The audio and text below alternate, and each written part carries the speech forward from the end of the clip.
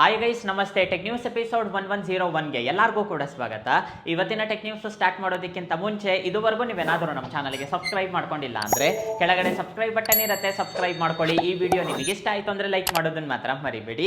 ಇವತ್ತಿನ tech news ಆದ್ರೆ start ಮಾಡೋಣಂತೆ. ಇವತ್ತಿನ ಟೆಕ್ ನ್ಯೂಸ್ ನೋಡ್ಕೊಂಡ್ರೆ ಮೊದಲನೇ ನ್ಯೂಸ್ ಬಂದ್ಬಿಟ್ಟು ನಮಗೆ ವಿವೋ ಇಂದ ವಿವೋ V60 ಸೀರೀಸ್ ಈ ಒಂದು ಮೊಬೈಲ್ಸ್ ನ ಅಫಿಷಿಯಲ್ ಆಗಿ ವಿವೋ ಅವರೇ ಕನ್ಫರ್ಮ್ ಮಾಡಿದ್ದಾರೆ. ಈ ಒಂದು ಮೊಬೈಲ್ ನ ಆಗಸ್ಟ್ 12ನೇ ತಾರೀಕು ನಮ್ಮ ಇಂಡಿಯಾದಲ್ಲಿ ಲಾಂಚ್ ಮಾಡ್ತಿದ್ದಾರೆ. ಎಷ್ಟು ಮೊಬೈಲ್ಸ್ ಲಾಂಚ್ ಮಾಡ್ತಿದ್ದಾರೆ ಅಂತ ಗೊತ್ತಿಲ್ಲ. ವಿವೋ V60 ಈ ಮೊಬೈಲ್ ನ ಮಾತ್ರ ತುಂಬಾ ಮಟ್ಟಿಗೆ ಹೈಲೈಟ್ ಮಾಡ್ತಿದ್ದಾರೆ. ಲಾಂಚ್ ಮಾಡಿದ್ರೆ ಇವರು ಎರಡು ಮೊಬೈಲ್ಸ್ ನ ಲಾಂಚ್ ಮಾಡ್ತಾರೆ, V60 Pro ಅಂತೇಳಿ. ಎರಡು ಕೂಡ ನಿಮಗೆ ತುಂಬಾನೇ ಚೆನ್ನಾಗಿರುತ್ತೆ. ಪ್ರೊಸೆಸರ್ ಒಂದು ಚೇಂಜ್ ಆಗುತ್ತೆ. ಇವಾಗ ಬರ್ತಾ ಇರೋ ರಿಪೋರ್ಟ್ಸ್ ಪ್ರಕಾರ ನೋಡ್ಕೊಂಡ್ರೆ ಈ ಒಂದು ಮೊಬೈಲ್ ಅಲ್ಲಿ ಸ್ನ್ಯಾಪ್ಡ್ರ್ಯಾಗನ್ 7 Gen 4 ಈ ಒಂದು ಪ್ರೊಸೆಸರ್ ನ ಯೂಸ್ ಮಾಡ್ತಿದ್ದಾರೆ. ಹಾಗೆ ಬಂದ್ಬಿಟ್ಟು ಪ್ರೋ ಲೆವೆಲ್ ಕ್ಯಾಮ್ರಾಸ್ ಇರುತ್ತೆ. ಕ್ಯಾಮ್ರಾಸ್ ಅಲ್ಲಿ ನೀವು 1% ಕೂಡ ಡೌಟ್ ಇಟ್ಕೊಳ್ಳೋ ಆಗಿಲ್ಲ, ಅಷ್ಟು ಒಳ್ಳೆ ಕ್ಯಾಮ್ರಾಸ್ ಅಂತಾನೆ ಹೇಳ್ಬೋದು. ಜೈಸ್ ಪಾರ್ಟ್ನರ್ಶಿಪ್ ಇಂದ ಬರುತ್ತೆ.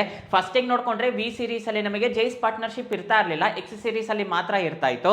ಇವಾಗ ಲಾಸ್ಟ್ 2-3 ಜನರೇಷನ್ ಇಂದ ನೋಡ್ಕೊಂಡ್ರೆ ಈ ಒಂದು ಮೊಬೈಲ್ಸ್ಗೂ ಕೂಡ ಜೈಸ್ ಪಾರ್ಟ್ನರ್ಶಿಪ್ ಆದ್ರೆ ಇರುತ್ತೆ. ಫೋಟೋಸ್ ಮಾತ್ರ ನಿಮಗೆ ಅಲ್ಟಿಮೇಟ್ ಆಗಿ ಬರುತ್ತೆ ಅಂತಾನೆ ಹೇಳ್ಬೋದು. ಇನ್ನ ಪ್ರೈಸ್ ಗೊತ್ತಿಲ್ಲ, ನನಗನ್ನಿಸ್ದಂಗೆ 40,000 ದಾಟತ್ತೆ, ಒಂದು 30-35. ಸೊ ಈ ಒಂದು ರೇಂಜ್ ಅಲ್ಲಿ ಲಾಂಚ್ ಮಾಡಿದ್ರೆ ಸೂಪರ್ ಡೂಪರ್ ಹಿಟ್ ಆಗುತ್ತೆ. ಆದ್ರೆ ಇವರು ಲಾಂಚ್ ಮಾಡೋದಿಲ್ಲ. 100% ನಿಮಗೆ 40,000 ರಿಂದ 45,000 ಮಧ್ಯದಲ್ಲಿ ಲಾಂಚ್ ಮಾಡ್ತಾರೆ. ವಿ ಸೀರೀಸ್ ಅಂದ್ರೇನೆ ನಮಗೆ ಗೊತ್ತಿರೋದು ಆಫ್ಲೈನ್ ಟಾರ್ಗೆಟೆಡ್ ಮೊಬೈಲ್ಸ್. ಆಫ್ಲೈನ್ ಗೋಸ್ಕರನೇ ಈ ಒಂದು ಮೊಬೈಲ್ಸ್ ನ ಇವರು ಲಾಂಚ್ ಮಾಡ್ತಾರೆ. ಸೊ ನೋಡೋಣಂತೆ ಆಗಸ್ಟ್ 12ನೇ ತಾರೀಕು ನಮಗೆ ಕಂಪ್ಲೀಟ್ ಇನ್ಫಾರ್ಮೇಶನ್ ಸಿಗುತ್ತೆ. ನೆಕ್ಸ್ಟ್ ನ್ಯೂಸ್ ನೋಡ್ಕೊಂಡ್ರೆ ನಮಗೆ ನಥಿಂಗ್ ಕಂಪ್ನಿಯವರು ರೀಸೆಂಟ್ ಆಗಿ ನಥಿಂಗ್ ಫೋನ್ 3 ಲಾಂಚ್ ಮಾಡಿದ್ರು. ಎಲ್ಲರಿಗೂ ಕೂಡ ಗೊತ್ತಿರೋದೆ. ಓವರ್ ಹೈಪ್ ಆಯ್ತು ಅಂತಾನೆ ಹೇಳ್ಬೋದು. ರೀಸನ್ ಏನು ಅಂದ್ರೆ 80,000ಕ್ಕೆ ಲಾಂಚ್ ಮಾಡಿದ್ರು. 50,000ಕ್ಕೆ ಲಾಂಚ್ ಮಾಡಬೇಕಾಗಿರೋ ಮೊಬೈಲ್ ನ 80,000ಕ್ಕೆ ಲಾಂಚ್ ಮಾಡಿದ್ರು. ತುಂಬಾ ಮಟ್ಟಿಗೆ ನೆಗೆಟಿವಿಟಿ ಸ್ಪ್ರೆಡ್ ಆಯ್ತು ಅಂತಾನೆ ಹೇಳ್ಬೋದು. ಆಲ್ಮೋಸ್ಟ್ ಆಲ್ ನೆಗೆಟಿವಿಟಿ ಅನ್ನೋದು ಸ್ಪ್ರೆಡ್ ಆಯ್ತು. ಇವಾಗ ಬ್ಲೂಮ್ಬರ್ಗ್ ಅವರು ಒಂದು ರಿಪೋರ್ಟ್ ಕೊಟ್ಟಿದ್ದಾರೆ. ಇವರು ಕೊಟ್ಟಿರೋ ರಿಪೋರ್ಟ್ ಪ್ರಕಾರ ನೋಡ್ಕೊಂಡ್ರೆ ಇದು ಬಂದ್ಬಿಟ್ಟು ಇನ್ಸೈಡ್ ರಿಪೋರ್ಟ್ ಅಂತಾನೆ ಹೇಳ್ಬೋದು. ನಥಿಂಗ್ ಅವರು ಏನ್ ಪ್ಲಾನ್ ಮಾಡಿದ್ದಾರೆ ಅಂದ್ರೆ ಈ ಮೊಬೈಲ್ ನ ನಮ್ಮ ಇಂಡಿಯಾಗಂತನೂ ಕೂಡ ಇವರು ಲಾಂಚ್ ಮಾಡಿಲ್ಲ, ಗ್ಲೋಬಲ್ ಆಗಿ ಲಾಂಚ್ ಮಾಡಿದ್ದಾರೆ. ಆದ್ರೆ ಇಂಡಿಯಾನ ತುಂಬಾ ಮಟ್ಟಿಗೆ ಫೋಕಸ್ ಮಾಡಿಲ್ಲ. ಇಂಡಿಯಾದಲ್ಲಿ ಸೇಲ್ ಆದ್ರೂ ಕೂಡ ಒಳ್ಳೇದೇ, ಸೇಲ್ ಆಗ್ಲಿಲ್ಲ ಅಂದ್ರೂ ಕೂಡ ಒಳ್ಳೇದೇ. ಆದ್ರೆ ಬೇರೆ ದೇಶದಲ್ಲಿ ಚೆನ್ನಾಗಿ ಸೇಲ್ ಆಗ್ಬೇಕು ಅಂತ ಹೇಳ್ಬಿಟ್ಟು ಈ ಒಂದು ಪ್ರೈಸ್ ಇಟ್ಟಿದ್ದಾರೆ ಅಂತ ಹೇಳ್ಬಿಟ್ಟು ಗೊತ್ತಾಗ್ತಿದೆ. ಇವಾಗ ನಿಮಗೊಂದು ಡೌಟ್ ಬರ್ಬೋದು, ಬ್ರೋ ಯಾವ ದೇಶ ಆದ್ರೆ ಏನು 80,000 ಕೊಟ್ಟು ಮೊಬೈಲ್ ನ ಯಾರು ತಗೊಂತಾರೆ ಅಂತೇಳಿ. ನಮ್ಮ ಇಂಡಿಯಾದಲ್ಲಿರೋರಿಗೆ 80,000 ಒಂದು ಸ್ವಲ್ಪ ಕಾಸ್ಟ್ಲಿ ಅನ್ನಿಸ್ಬೋದು, ಅಂದ್ರೆ ಒಂದು ಸ್ವಲ್ಪ ಎಕ್ಸ್ಪೆನ್ಸಿವ್ ಅನ್ನಿಸ್ಬೋದು. ಅದೇ ನೀವು ಬೇರೆ ದೇಶದಲ್ಲಿ ನೋಡಿ 799, 899. ಸೊ ಈ ಒಂದು ಡಾಲರ್ ಪ್ರೈಸ್ ಅಲ್ಲಿ ಲಾಂಚ್ ಮಾಡಿದ್ರೆ ಅವರಿಗೆ ಅದು ತುಂಬಾ ಮಟ್ಟಿಗೆ ಎಕ್ಸ್ಪೆನ್ಸಿವ್ ಅನ್ಸೋದಿಲ್ಲ. ಹಾಗೆ ಬಂದ್ಬಿಟ್ಟು ಅಲ್ಲಿ ಕಾಸ್ಟ್ ಆಫ್ ಲಿವಿಂಗ್ ಕೂಡ ಜಾಸ್ತಿನೇ ಇರುತ್ತೆ.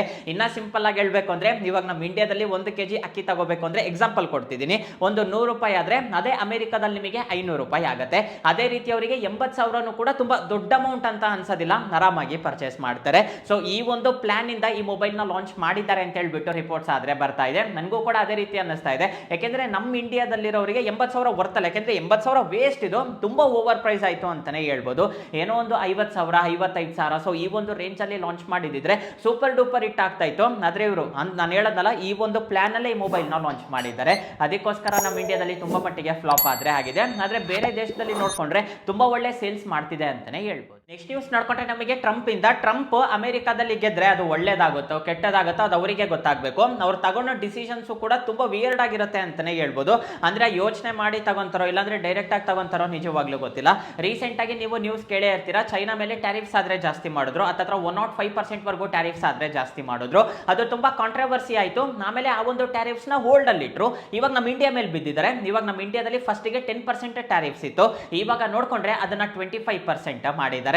ಸಡನ್ ಆಗಿ ಏನಕ್ಕೆ ಜಾಸ್ತಿ ಮಾಡಿದ್ದಾರೆ ಬ್ರೋ ಅಂದ್ರೆ ಇವಾಗ ಅವರಿಗೆ ಹೊಟ್ಟೆ ಉರಿ ಆದ್ರೆ ಸ್ಟಾರ್ಟ್ ಆಗಿದೆ. ರೀಸನ್ ಏನು ಅಂದ್ರೆ ಫಸ್ಟ್ ಗೆಲ್ಲ ನೋಡ್ಕೊಂಡ್ರೆ ನಮ್ಮ ಇಂಡಿಯಾದಲ್ಲಿ ಏನು ಕೂಡ ತಯಾರಾಗ್ತಿರ್ಲಿಲ್ಲ. ನಾವು ಮೇಜರ್ ಆಗಿ ಇಂಪೋರ್ಟ್ ಮಾಡ್ಕೊಂತಾ ಇದ್ವಿ, ಎಲ್ಲಾ ದೇಶದಿಂದನೂ ಕೂಡ ನಾವು ಇಂಪೋರ್ಟ್ ಮಾಡ್ಕೊಂತಾ ಇದ್ವಿ. ಇವಾಗ ಏನಾಗಿದೆ ಅಂದ್ರೆ ನಾವೇ ತುಂಬಾ ದೇಶಗಳಿಗೆ ಎಕ್ಸ್ಪೋರ್ಟ್ ಮಾಡ್ತೀವಿ, ಅವ್ರಿಗೆ ನಾವಾದ್ರೆ ಕಳಿಸ್ಕೊಡ್ತೀವಿ. ಅಮೆರಿಕ ವಿಶ್ವಕ್ಕೆ ಬಂದ್ರೆ ಟಾಪ್ ಸೆಕೆಂಡ್ ಅಲ್ಲಿ ನಾವಾದ್ರೆ ಇದೀವಿ. ಫಸ್ಟ್ ಪ್ಲೇಸ್ ಅಲ್ಲಿ ಚೈನಾ ಇದೆ, ಅವರು ತುಂಬಾ ಮಟ್ಟಿಗೆ ಎಲೆಕ್ಟ್ರಾನಿಕ್ ಐಟಮ್ಸ್ ನ ಅಮೆರಿಕಾಗೆ ಕಳಿಸ್ತಾರೆ. ಸೆಕೆಂಡ್ ಪ್ಲೇಸ್ ಅಲ್ಲಿ ಇವಾಗ ನಾವಿದೀವಿ, ನಾವು ಕೂಡ ತುಂಬಾ ಮಟ್ಟಿಗೆ ಅಮೆರಿಕಾಗ ಆದ್ರೆ ಕಳಿಸ್ತಾ ಇದೀವಿ. ಅದು ಅಮೆರಿಕಾಗೆ ಇಷ್ಟ ಆಗ್ತಾ ಇಲ್ಲ, ಅವರಿಗೆ ಹೊಟ್ಟೆ ಉರಿ ಆದ್ರೆ ಸ್ಟಾರ್ಟ್ ಆಗಿದೆ. ಅದಕ್ಕೋಸ್ಕರ 25% ವರೆಗೂ ಟ್ಯಾರಿಫ್ಸ್ ಆದ್ರೆ ಇಟ್ಟಿದ್ದಾರೆ. ಇವಾಗ ಬರ್ತಾ ಇರೋ ರಿಪೋರ್ಟ್ಸ್ ಪ್ರಕಾರ ನೋಡ್ಕೊಂಡ್ರೆ ನಮಗೆ ಎಲೆಕ್ಟ್ರಾನಿಕ್ ಐಟಮ್ಸ್ ಏನಿರುತ್ತಲ್ಲ, ಲ್ಯಾಪ್ಟಾಪ್ಸ್ ಆಗಿರ್ಬೋದು, ವಾಷಿಂಗ್ ಮಿಷಿನ್ ಆಗಿರ್ಬೋದು, ಸೊ ಈ ತರ ಎಲೆಕ್ಟ್ರಾನಿಕ್ ಐಟಮ್ಸ್ ಮೇಲೆ ನಮಗೆ ಟ್ಯಾರಿಫ್ಸ್ ಅನ್ನೋದು ಅಪ್ಲೈ ಆಗೋದಿಲ್ಲ. ಆದ್ರೆ ಫುಡ್ ರಿಲೇಟೆಡ್ ಐಟಮ್ಸ್ ಏನಿರುತ್ತಲ್ಲ, ಇವಾಗ ಗ್ರಾಸರೀಸ್ ಆಗಿರ್ಬೋದು, ಇವಾಗ ಏನಾದ್ರು ವೆಹಿಕಲ್ಸ್ ಪರ್ಚೇಸ್ ಮಾಡಿದ್ರೆ ಅದ್ರ ಮೇಲೆ 25% ಟ್ಯಾರಿಫ್ಸ್ ಅನ್ನೋದು ಜಾಸ್ತಿ ಆಗುತ್ತೆ ಅಂತ ಹೇಳ್ಬಿಟ್ಟು ರಿಪೋರ್ಟ್ಸ್ ಆದ್ರೆ ಬರ್ತಾ ಇದೆ. ಇವಾಗ ಬಂದಿರೋ ರಿಪೋರ್ಟ್ಸ್ ಪ್ರಕಾರ ನೋಡ್ಕೊಂಡ್ರೆ ಇಷ್ಟ ಆದ್ರೆ ಇದೆ. ಇವಾಗ ಅಮೆರಿಕ ಏನ್ ಹೇಳ್ತಿದೆ ಅಂದ್ರೆ ಇಂಡಿಯಾ ಏನ್ ಚಾಚಾ ಅಲ್ಲ, ಅವರೇನು ಟ್ಯಾಕ್ಸ್ ಆಗ್ತಿಲ್ಲ ಅಂತಲ್ಲ, ನಮ್ಗಿಂತ ಜಾಸ್ತಿ ಟ್ಯಾಕ್ಸ್ ಅವರೇ ಆಗ್ತಿದ್ದಾರೆ. ಇವಾಗ ಬ್ಯೂಟಿ ಪ್ರಾಡಕ್ಟ್ಸ್ ತಗೊಳ್ಳಿ, ಅದರಲ್ಲಿ ನಿಮಗೆ ಏನಿಲ್ಲ ಅಂದ್ರೂ ಕೂಡ 28% ಇರುತ್ತೆ. ಅದೇ ಕಾರ್ ಏನಾದ್ರೂ ನಾವು ಅವ್ರ ಕಳ್ಸಿದ್ವಿ ಅಂದ್ರೆ ಅಮೆರಿಕದಲ್ಲಿ ಮ್ಯಾನುಫ್ಯಾಕ್ಚರ್ ಮಾಡಿ ಇಂಡಿಯಾಗೆ ನಾವೇನಾದ್ರೂ ಎಕ್ಸ್ಪೋರ್ಟ್ ಮಾಡಿದೀವಿ ಅಂದ್ರೆ ಹತ್ರ 100% ವರೆಗೂ ನಮಗೆ ಟ್ಯಾಕ್ಸ್ ಆದ್ರೆ ಹಾಕ್ತಾರೆ. ನಾವು ಹಾಕಿರೋ ಟ್ಯಾಕ್ಸ್ ತುಂಬಾ ಕಮ್ಮಿ, ಇಂಡಿಯಾ ಅವರೇ ತುಂಬಾ ಮಟ್ಟಿಗೆ ನಮಗೆ ಟ್ಯಾಕ್ಸ್ ಹಾಕ್ತಾರೆ ಅಂತ ಹೇಳ್ಬಿಟ್ಟು ಇವರಾದ್ರೆ ಹೇಳ್ತಿದ್ದಾರೆ. ಇನ್ನ ಒಂದು ಇವರಿಗೆ ತುಂಬಾ ಮಟ್ಟಿಗೆ ಬೇಜಾರಾಗಿರೋದೇನು ಅಂದ್ರೆ ನಾವು ತುಂಬಾ ಮಟ್ಟಿಗೆ ರಷ್ಯಾ ಅವ್ರ ಜೊತೆ ಕಾಂಟ್ಯಾಕ್ಟ್ ಆದ್ರೆ ಇಟ್ಕೊಂಡಿದೀವಿ. ರಷ್ಯಾ ಅವ್ರ ಹತ್ರ ನಾವು ತುಂಬಾ ತಗೊಂತಾ ಇದೀವಿ. ಇವಾಗ ಫೈಟರ್ ಜೆಟ್ಸ್ ಆಗಿರ್ಬೋದು, ಹಾಗೆ ಬಂದ್ಬಿಟ್ಟು ವೆಪನ್ಸ್ ಆಗಿರ್ಬೋದು, ಅದನ್ನೆಲ್ಲನೂ ಕೂಡ ನಾವು ತುಂಬಾ ಮಟ್ಟಿಗೆ ರಷ್ಯಾ ಹತ್ರ ತಗೊಂತಿದೀವಿ, ಅಮೆರಿಕ ಹತ್ರ ತಗೊಂತಿಲ್ಲ. ಅಮೆರಿಕ ಅವ್ರ ಹತ್ರನೂ ಕೂಡ ಫೈಟರ್ ಜೆಟ್ F-35 ಅನ್ಕೊಂತೀನಿ, ಅದನ್ನ ಕನ್ಫರ್ಮ್ ಕೂಡ ಮಾಡಿದ್ರು. ಇವರು ಟ್ಯಾರಿಫ್ ಜಾಸ್ತಿ ಮಾಡಿದ್ದಾದ್ಮೇಲೆ ಅದನ್ನು ಕೂಡ ಕ್ಯಾನ್ಸಲ್ ಮಾಡ್ಕೊಂಡ್ರು. ಈ ರೀತಿಯಾಗಿ ತುಂಬಾ ಆದ್ರೆ ನಡೀತಾ ಇದೆ. ಅಂದ್ರೆ ಅವ್ರಿಗೆ ಅದು ಇಷ್ಟ ಆಗ್ತಿಲ್ಲ, ನಾವು ರಷ್ಯಾ ಅವ್ರ ಜೊತೆ ತುಂಬಾ ಚೆನ್ನಾಗಿದ್ದೀವಿ, ರಷ್ಯಾ ಅವರಿಗೆ ತುಂಬಾ ಒಳ್ಳೆ ವ್ಯಾಪಾರ ಕೊಡ್ತಿದೀವಿ, ನಮಗೆ ಕೊಡ್ತಿಲ್ಲ ಅಂತ ಹೇಳ್ಬಿಟ್ಟು ಇವಾಗ ಟ್ಯಾರಿಫ್ಸ್ ಆದ್ರೆ ಜಾಸ್ತಿ ಮಾಡಿದ್ದಾರೆ. ಸೊ ನೋಡೋಣಂತೆ ಏನಾಗುತ್ತೆ. ನೆಕ್ಸ್ಟ್ ನ್ಯೂಸ್ ನೋಡ್ಕೊಂಡ್ರೆ ನಮಗೆ BSNL ಇಂದ BSNL ಅವರು ಒಂದು ಬಂಪರ್ ಆಫರ್ ನ ಅನೌನ್ಸ್ ಮಾಡಿದ್ದಾರೆ, ಒಂದು ಹೊಸ ಪ್ಲಾನ್ ನ ಲಾಂಚ್ ಮಾಡಿದ್ದಾರೆ, ಆಜಾದಿ ಕಾ ಪ್ಲಾನ್ ಅಂತೇಳಿ. ಈ ಪ್ಲಾನ್ ಬಗ್ಗೆ ಕೇಳಿದ್ರೆ ಮೈಂಡ್ ಬ್ಲಾಕ್ ಆಗುತ್ತೆ. ನಿಮ್ಮಲ್ಲಿ ಯಾರಾದ್ರೂ BSNL ಸಿಮ್ ತಗೋಬೇಕು ಅಂತ ಪ್ಲಾನ್ ಮಾಡ್ತಾ ಇದ್ರೆ BSNL ಸಿಮ್ ತಗೊಳ್ಳಿ, ನಿಮಗೆ ಫ್ರೀ ಆಗಿನೇ ಸಿಗುತ್ತೆ. ಅದರ ಜೊತೆಗೆ ₹1 ಅವರಿಗಾದ್ರೆ ಕೊಡಿ, ನಿಮಗೆ 1 ತಿಂಗಳ ರೀಚಾರ್ಜ್ ಫ್ರೀ ಆಗಿ ಸಿಗುತ್ತೆ. ₹1 1 ತಿಂಗಳ ರೀಚಾರ್ಜ್ ಅಂತಾನೆ ಹೇಳ್ಬೋದು. ಅನ್ಲಿಮಿಟೆಡ್ ಕಾಲ್ಸ್ ಇರುತ್ತೆ, ಪ್ರತಿದಿನ ನಿಮಗೆ 2 GB ಇಂಟರ್ನೆಟ್ ನ ಪ್ರೊವೈಡ್ ಮಾಡ್ತಾರೆ. 100+ ಮೆಸೇಜಸ್ ನ ನೀವು ಫ್ರೀ ಆಗಿ ಮಾಡಬಹುದು. 1 ತಿಂಗಳು ನಿಮಗೆ ಕಂಪ್ಲೀಟ್ಲಿ ಫ್ರೀ ಅಂತಾನೆ ಹೇಳ್ಬೋದು. ಮತ್ತೆ ನೀವು ಯಾವುದೇ ರೀತಿ ರೀಚಾರ್ಜ್ ಮಾಡೋ ಅವಶ್ಯಕತೆ ಆದ್ರೆ ಇರೋದಿಲ್ಲ. ನೀವು ಸಿಮ್ ತಗೋಬೇಕಾದ್ರೆ ₹1 ಕೊಟ್ಟಿದ್ದೀರಾ ಅಂದ್ರೆ ನಿಮಗೆ ಈ ಒಂದು ಪ್ಲಾನ್ ಆದ್ರೆ ಹಾಕ್ತಾರೆ. ಇದು ಬಂದ್ಬಿಟ್ಟು ಈ ತಿಂಗಳ ಎಂಡಿಂಗ್ ವರೆಗೂ ಇರುತ್ತೆ ಅಂತ ಹೇಳ್ಬಿಟ್ಟು ಗೊತ್ತಾಗ್ತಿದೆ. ಯಾರಾದ್ರೂ ಹೊಸ ಸಿಮ್ ತಗೋಬೇಕು ಅಂತ ಪ್ಲಾನ್ ಮಾಡ್ತಾ ಇದ್ರೆ, ಅದರಲ್ಲೂ ಕೂಡ BSNL ತಗೋಬೇಕು ಅಂತ ನಿಮಗೆ ಯಾರಿಗಾದ್ರೂ ಇಂಟ್ರೆಸ್ಟ್ ಇತ್ತು ಅಂದ್ರೆ ಹೋಗ್ಬಿಟ್ಟು ನಿಮಗೆ ನಿಯರ್ ಬೈ BSNL ಆಫೀಸ್ ಆಗಿರ್ಬೋದು, ಎಲ್ಲಿ ಸಿಮ್ ಮಾರ್ತಾರಲ್ಲ ಅಲ್ಲಿ ಹೋಗ್ಬಿಟ್ಟು ಒಂದ್ಸಲ ಮಾತಾಡಿ, ನಿಮಗೆ ಕಂಪ್ಲೀಟ್ ಇನ್ಫಾರ್ಮೇಶನ್ ಸಿಗುತ್ತೆ. ಆದಷ್ಟು ಈ ಒಂದು ಪ್ಲಾನ್ ನ ಯೂಸ್ ಮಾಡ್ಕೊಳ್ಳಿ. ನೆಕ್ಸ್ಟ್ ನ್ಯೂಸ್ ನೋಡ್ಕೊಂಡ್ರೆ ನಮಗೆ IQ ಇಂದ IQ ಕಂಪನಿಯವರು ಡಿಸೆಂಬರ್ ತಿಂಗಳಲ್ಲಿ IQ15 ಮೊಬೈಲ್ ನ ಲಾಂಚ್ ಮಾಡ್ತಿದ್ದಾರೆ. ನಿಮಗೊಂದು ಡೌಟ್ ಬರ್ಬೋದು, ಬ್ರೋ ಇವಾಗ IQ13 ಆದ್ಮೇಲೆ 14 ಲಾಂಚ್ ಆಗಬೇಕು, 15 ಏನಕ್ಕೆ ಲಾಂಚ್ ಮಾಡ್ತಿದ್ದಾರೆ ಅಂತೇಳಿ. 14 ಈ ಸಲ ಸ್ಕಿಪ್ ಮಾಡ್ತಿದ್ದಾರೆ. ರೀಸನ್ ಏನು ಅಂದ್ರೆ ಚೈನಾದಲ್ಲಿರೋರಿಗೆ 14 ನಂಬರ್ ಅಂದ್ರೆ ಆಗೋದಿಲ್ಲ. ಅಂದ್ರೆ 14 ನಂಬರ್ ಇತ್ತು ಅಂದ್ರೆ ನಮಗೇನೋ ಕೆಟ್ಟದಾಗತ್ತೆ ಅಂತ ಹೇಳ್ಬಿಟ್ಟು ಅವರಾದ್ರೆ ಯೋಚನೆ ಮಾಡ್ತಾರೆ.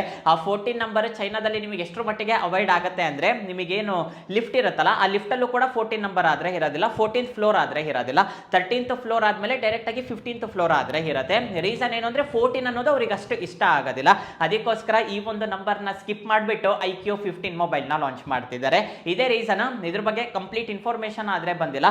ಒಟ್ಟು IQ15 ಹೆಸರಲ್ಲೇ ಮೊಬೈಲ್ ಲಾಂಚ್ ಆಗುತ್ತೆ ಅಂತ ಹೇಳ್ಬಿಟ್ಟು ಗೊತ್ತಾಗ್ತಿದೆ. ನೋಡ್ಕೊಂಡ್ರೆ ನಮಗೆ ಚೈನಾ ಅವರು ಅಫಿಷಿಯಲ್ ಆಗಿ ಆಟೋಮೆಟಿಕ್ ಟ್ರ್ಯಾಕ್ಟರ್ಸ್ ನ ತಯಾರು ಮಾಡಿದ್ದಾರೆ. ಇವಾಗ ನೀವು ಸ್ಕ್ರೀನ್ ಮೇಲೆ ನೋಡ್ತಾ ಇದ್ದೀರಲ್ಲ, ಈ ಟ್ರ್ಯಾಕ್ಟರ್ಸ್ ಬಂದ್ಬಿಟ್ಟು ಕಂಪ್ಲೀಟ್ ಆಗಿ ಎಲೆಕ್ಟ್ರಿಕ್ ಅಂತಾನೆ ಹೇಳ್ಬೋದು. ಪೆಟ್ರೋಲ್ ಡೀಸೆಲ್ ಏನಿರೋದಿಲ್ಲ, ಕಂಪ್ಲೀಟ್ ಆಗಿ ನಿಮಗೆ ಎಲೆಕ್ಟ್ರಿಕ್ ಆದ್ರೆ ಇರುತ್ತೆ. ಹಾಗೆ ಬಂದ್ಬಿಟ್ಟು ಆಟೋಮೇಟೆಡ್ ಈ ಒಂದು ಟ್ರ್ಯಾಕ್ಟರ್ಸ್ ನ ಕಂಪ್ಲೀಟ್ ಆಗಿ ಸ್ಯಾಟಲೈಟ್ ಗೆ ಕನೆಕ್ಟ್ ಮಾಡಿರ್ತಾರೆ. ನಿಮ್ಮ ಮೊಬೈಲ್ ಅಲ್ಲೂ ಕೂಡ ನೀವು ಈ ಒಂದು ಟ್ರ್ಯಾಕ್ಟರ್ ನ ಕಂಟ್ರೋಲ್ ಆದ್ರೆ ಮಾಡಬಹುದು. ಈ ರೀತಿಯಾಗಿ ತುಂಬಾ ಕೆಲಸ ಮಾಡುತ್ತೆ ಅಂತ ಹೇಳ್ಬಿಟ್ಟು ಚೈನಾ ಅವರು ಹೇಳ್ತಾ ಇದ್ದಾರೆ. ಕೆಲವೊಂದು ವಿಡಿಯೋಸ್ ಲೀಕ್ ಆಗಿದೆ, ಅಫಿಷಿಯಲ್ ಆಗಿನೂ ಕೂಡ ಅವರು ಇನ್ಫಾರ್ಮೇಶನ್ ಆದ್ರೆ ಕೊಟ್ಟಿಲ್ಲ. ಈ ಒಂದು ವಿಡಿಯೋಸ್ ಇವಾಗ ಇಂಟರ್ನೆಟ್ ಅಲ್ಲಿ ತುಂಬಾ ವೈರಲ್ ಆಗ್ತಿದೆ ಅಂತಾನೆ ಹೇಳ್ಬೋದು.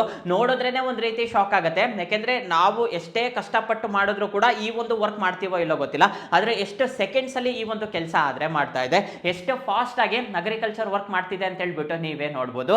ಈ ಒಂದು ವಿಡಿಯೋಸ್ ಇವಾಗ ಇಂಟರ್ನೆಟ್ ಅಲ್ಲಿ ತುಂಬಾನೇ ವೈರಲ್ ಆಗಿದೆ. ಸೊ ಇಷ್ಟೇ ಗೈಸ್, ಇವತ್ತು ನನಗೆ ಇಂಟ್ರೆಸ್ಟಿಂಗ್ ಅನ್ಸಿರೋ ಟೆಕ್ ನ್ಯೂಸ್. ಆದ್ರೆ ಈ ವಿಡಿಯೋ ನಿಮಗೆ ಇಷ್ಟ ಆಯ್ತು ಅನ್ಕೊಂತೀನಿ. ಈ ವಿಡಿಯೋ ನಿಮಗೆ ಇಷ್ಟ ಆಗಿದ್ರೆ ಲೈಕ್ ಮಾಡಿ, ಶೇರ್ ಮಾಡಿ. ಹಾಗೆ ಕೆಳಗಡೆ ಸಬ್ಸ್ಕ್ರೈಬ್ ಬಟನ್ ಇರುತ್ತೆ, ಸಬ್ಸ್ಕ್ರೈಬ್ ಮಾಡ್ಕೊಳೋದನ್ನ ಮಾತ್ರ ಮರಿಬೇಡಿ. ನೆಕ್ಸ್ಟ್ ವಿಡಿಯೋದಲ್ಲಿ ಮೀಟ್ ಆಗೋಣಂತೆ. ಅಲ್ಲಿವರೆಗೂ ಬಾಯ್ ಬಾಯ್.